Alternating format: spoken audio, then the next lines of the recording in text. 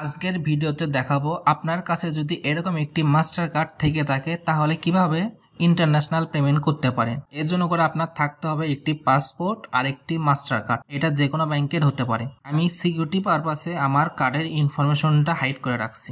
আপনি যদি international payment করতে চান, ডলারের মাধ্যমে পেমেন্ট করতে চান, তাহলে আপনার অবশ্যই একটি পাসপোর্ট থাকতে হবে। আমার কিন্তু পাসপোর্ট আছে।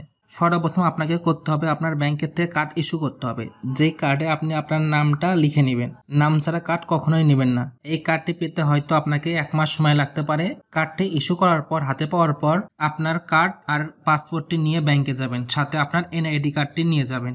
আপনার কার্ডের ফ্রন্ট সাইডের একটি ছবি প্রিন্ট করে নিয়ে যাবেন, আর আপনার পাসপোর্টের ইনফরমেশন আছে একটা পেজ পর, সেটার প্রিন্ট করে নিয়ে যাবেন। এরপর আপনি ইন্ডোর্সমেন্ট করে নেবেন। ইন্ডোর্সমেন্ট করলে আপনি ডলারে লেনদেন করতে পারবেন। আপনার পাসপোর্টে এখানে দেখেন লেখা আছে বৈদেশিক মুদ্রা সংযোজন। এখানে ব্যাংক কর্মকর্তা কত ডলার ইনভেস্টমেন্ট করবেন লিখে দিবে। আমি যদি দেখাই, এখানে যদি লক্ষ্য করেন তাহলে বুঝতে পারবেন আমি $1000 ইনভেস্টমেন্ট করছি। এখানে লেখা আছে $1000 অনলি। আর এটার মেয়াদ দেখেন 2025 সাল পর্যন্ত দেওয়া আছে। আর এখানে কার্ড নাম্বারটিও দেওয়া আছে, ইস্যু করার তারিখও দেওয়া আছে, কোন ব্যাংক থেকে ইস্যু করছি সমস্ত বিষয় দেওয়া আছে।